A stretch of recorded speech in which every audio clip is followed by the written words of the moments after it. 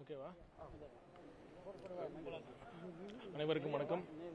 வடகிழக்கு பருவமழை காலத்தில் ஏற்படக்கூடிய தொற்று நோய்களை தடுக்கும் விதமாக அதற்கு என்னென்ன முன்னெச்சரிக்கை நடவடிக்கைகள்லாம் மேற்கொள்ளணுங்கிறதுக்காக இன்றைக்கி ஒரு கலந்தாலோசனை கூட்டம் இப்போ பொது சுகாதாரத்துறை அலுவலர்கள் மற்றும் ஊரக வளர்ச்சித்துறை அதிகாரிகளோட மாநிலம் முழுவதும் அனைத்து மாவட்டங்களிலிருந்து வந்த அதிகாரிகளோட இன்றைக்கி கலந்தாலோசனை கூட்டம் இன்றைக்கி காலையிலிருந்து தொடர்ந்து போயிட்டுருக்கு. இப்போ பார்த்திங்கன்னா ஒவ்வொரு வருஷமும் இந்த மாதிரி ஒரு ஆலோசனை கூட்டம் இது நடத்துறது வழக்கம்.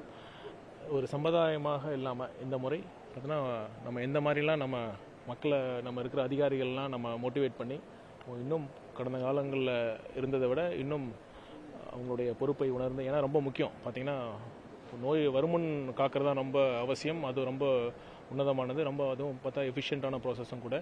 ஸோ அதனால் நோய் வராமல் தடுக்கக்கூடிய என்னென்ன முன்னெச்சரிக்கை நடவடிக்கைலாம் நம்ம மேற்கொள்ளணும் அப்படிங்கிறத பற்றி இன்றைக்கி இந்த கலந்தாலோசனை கூட்டம் இருக்குது, நடந்துகிட்ருக்கு.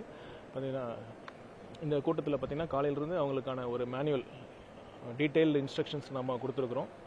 அது இல்லாமல் ஒரு கொசு ஒழிப்பு அதற்கான முக்கியமாக பார்த்திங்கன்னா அந்த டெங்கு, அப்புறம் அக்யூட் டயரியல் டிசீஸ் போன்ற மஞ்சக்காமலை, வயிற்றுப்போக்கு, அந்த மாதிரி நோய்கள்லாம் எந்த மாதிரி முன்னெச்சரிக்கை நடவடிக்கைகள் எடுக்கணும் அப்படிங்கிற மாதிரி ஸ்டெப்ஸ் எல்லாத்துக்கும் சொல்லியிருக்கோம். கண்டிப்பாக அரசு முழு ப்ரிப்பேர்டாக இருக்காங்க. இந்த மான்சூன், இந்த பருவமழை காலத்தில் நாம் வெற்றிகரமாக இந்த எதிர்கொள்வோம் அப்படிங்கிற நம்பிக்கை நம்ம மக்கள்கிட்ட நான் சொல்லிக்க விரும்புகிறேன். டெங்குனுடைய எண்ணிக்கை எப்படி சார் இருக்கு? நீங்களே பார்த்துருப்பீங்க, இல்லை அனைத்து மக்களும் சரி, அனைத்து கட்சியினரும் சரி, அது எந்த அளவுக்கு மோசமாக இருந்ததுன்னு அவங்கள கண்டிச்சிருக்காங்க. யார் ஒருவரும், அவங்க மட்டும் இல்லை, யார் ஒருவரும் பெண்களை பற்றி இப்படி தரக்குறைவாக பேசக்கூடாது அப்படிங்கிறது தான் மக்கள் எதிர்பார்க்குறாங்க. அதற்கான கடுமையான நடவடிக்கை என்ன தேவையோ அதை கண்டிப்பாக நம்ம அந்த அரசு மேற்கொள்ளும். அப்படிங்கிறதுக்காக இந்த கைது நடவடிக்கை ஒருவேளை அவர் இல்லை பங்கேற்கக்கூடாதுன்னு இப்போ அசம்பிளி செஷன் இப்போ வரப்போகுதுன்னு தெரியும். ஒருவேளை பங்கேற்கக்கூடாதுன்னு அவர் தான் திட்டமிட்டு இப்படி பேசினாராங்கிற சந்தேகம் தான் எங்களுக்கு தோணுது.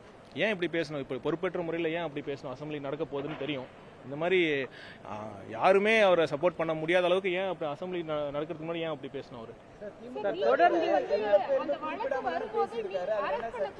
இல்லை யாருக்கு எந்த பெண்ணாக இருந்தாலும் சரி பேருக்கு இல்லை எந்த பெண்ணாக இருந்த பேரை குறிப்பிட அவசியம் இருக்கான்னு, எந்த பெண்ணாக இருந்தாலும் அது தவறு தான். இல்லை இந்த அரசு பார்த்தீங்கன்னா பெண்களுக்கு எதிரான குற்றங்களை பார்த்துட்டு சும்மா இருக்காது. ஒரு கடுமையான ஒரு செய்தியை அனைவருக்கும் சொல்லணும். யாராக இருந்தாலும் சரி, இந்த மாதிரி ரொம்ப கொச்சையாக அருவருக்கத்தக்க ஒரு வார்த்தையை பேசிட்டு நம்ம சும்மா கடந்து போக முடியாது. அதுவும் ஒரு பொறுப்புள்ள ஒரு பதவியில் இருக்கிறவங்கள பேசக்கூடாது அப்படிங்கிற ஒரு ஸ்ட்ராங்கான மெசேஜை கன்வே பண்ணணும். கண்டிப்பாக இந்த மாதிரி குற்றங்களை பார்த்துட்டு அரசு சும்மா இருக்காது. சமீப காலங்களில் அரசியல் மேடைகளில்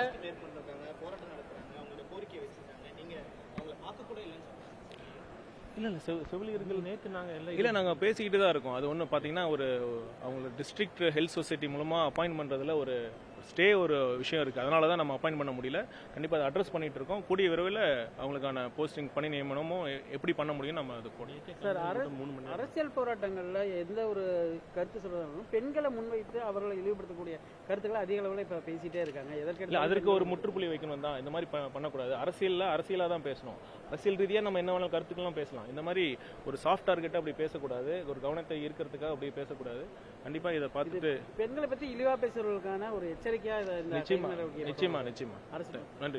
இன்றைய போராட்டத்தில் பொதுமக்கள் தாக்கப்பட்டிருக்காங்க. மருத்துவமனைக்கு செல்லக்கூடிய மருத்துவ பணியாளர்களையும் சரி பொதுமக்கள் வந்து திமுகவினர் தாக்கியிருக்காங்க.